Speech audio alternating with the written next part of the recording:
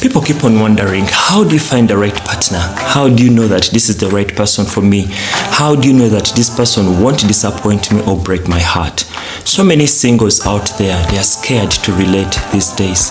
And even those ones who are relating, they are scared to commit to a marriage relationship that is going to be long lasting.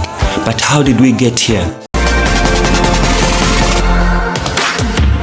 This is my channel, The Refined Family, where I talk about everything marriage, everything relationship, everything family. How do you find out that this is the right person? Before I tell you how you find out that this is the right person, before you commit, let me first share my story. So it was in the year 2019, and I received a friend request on my Facebook. And guess what? It was Susie who had sent me a friend request. So I confirmed that friend request. We started chatting on Messenger. As we were chatting, we got to know each other. You know how the chat starts. Where do you stay? What do you do? How do you get to know me? Things like that. So, through the chatting, I get to find out this is actually a very interesting person. We share our contacts to make this chatting thing more intense. So we go on to WhatsApp. We start chatting on WhatsApp for quite a while. And everything was going on well. At that point, everything was going on very well. So later, we decided to meet. We decided to meet. Our first date was around March. We started talking in January, but our first date was in March. And guess what? By that time, I was actually even still a broke guy. So we go for a date. Because I had a really, really tight budget, what I did when we went to the date, I made one order. I remember ordering for African coffee, African tea, and I also ordered for a Black Forest cake. So when I ordered for that, and she had actually to travel all the way from where she was staying to where I was staying. She was staying in a different city, I was staying in a different city. So she traveled and came for our date. So during our date, I made one order because I had to be who I am, I didn't have to impress because I knew it's very easy to impress, but it's hard to keep up. You can't pretend forever. So I had to stay within my means. I made one order and then we had to share it. And then we talked. It was this nice hotel. We talked. And I was feeling so pressed at a moment. So I excused myself to go to the washrooms. By that time, I left her with my phone. It didn't even have a password or anything to lock it for privacy. So she went in through my phone and found a couple of messages from these different girls I was talking to. But at that time I hadn't really committed to a relationship. Okay, I had relationships going on, but they were not really committing. So they were just hanging there, floating relationships. And then here I find this person and she was willing to commit with me. And then she lands on these texts in my phone. When I came back from the washrooms, I found her grumpy. And then I had to explain myself. I told her, you see, these relationships have been going on, but I'm not committed to them. And if you and I commit to each other, I promise you I'm going to get rid of those relationships. I'm going to close chapters with all those relationships. I had to be clean. I had to clean up myself.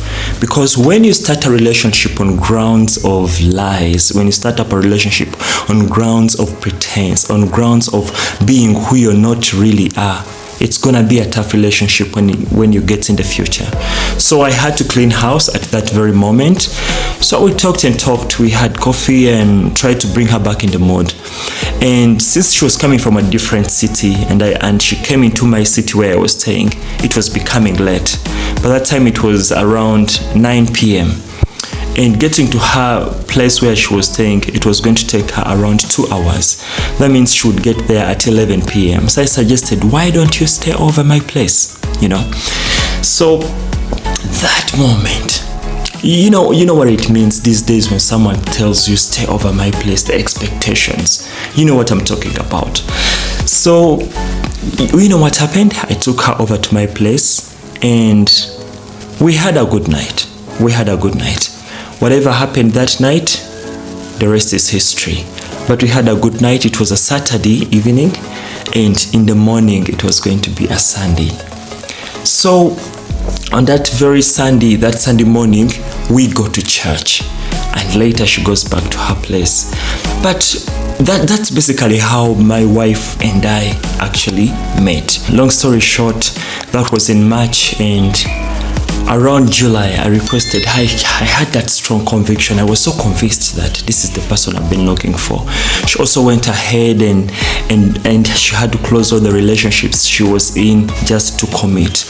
And after she closed up all those other relationships, I was like, okay, I need to make these things official. I need to visit your parents. Around July, I asked her, I need to visit your parents. You know, when you meet the right person, everything will be smooth.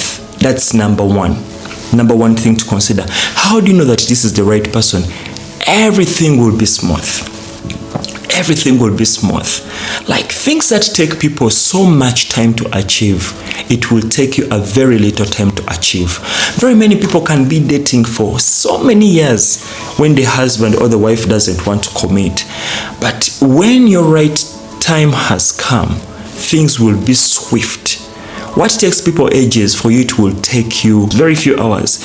So we dated for around 4 months, and then here I want to go to meet her parents straight away to make things official. Guys, that is ridiculous. That is not a daily thing. Another thing, how do you know that this person is the right person I'm looking for? There is that peace of mind. There is that peace you find in your soul that is not questionable. You find that inner peace. Your soul finds peace, like there are no questions at all. That's another thing. The second thing, you get to know that this is the right person. Your soul becomes at peace. You don't have to question it. Another thing that you need to know, you find that your values, your beliefs, your dreams are in sync. If it's the religion, you find out that you share a common religion. If it's beliefs, you find out that you believe in certain things, you know. That's how you know that actually this is the right person. But when you find a person and your beliefs are totally different, maybe for instance, if it's a man and he believes in having 2 women, and for you don't believe in having, you are a wife and you believe in having a man who will only have you as the priority, so it means that there is no fellowship in that. And if you are a Christian, the Bible tells us that there is no fellowship between darkness and light. Don't get yoked with non-believers. So if you are a Christian girl, I believe you want to end up with a Christian guy, right? And also another thing, how you know that this is the right person. That person will commit and respect your beliefs and your parents' beliefs. If your parents believe that it's better for you to leave home when you are officially married, and your husband or your wife believes in the same thing and respects it, that is a right person for you. But a person who is going to influence you, to go against your parents, that's not a good person for you. That's not a good person for you. So get a person who will respect your parents. Get a person who will respect your beliefs. Get a person with whom your values are in sync, and you will find joy in that. Thank you for watching. Please subscribe and like. You can leave a comment. If you have any questions, I'll be glad to answer your questions. And I will see you in another video. God bless you. Take care. Bye-bye.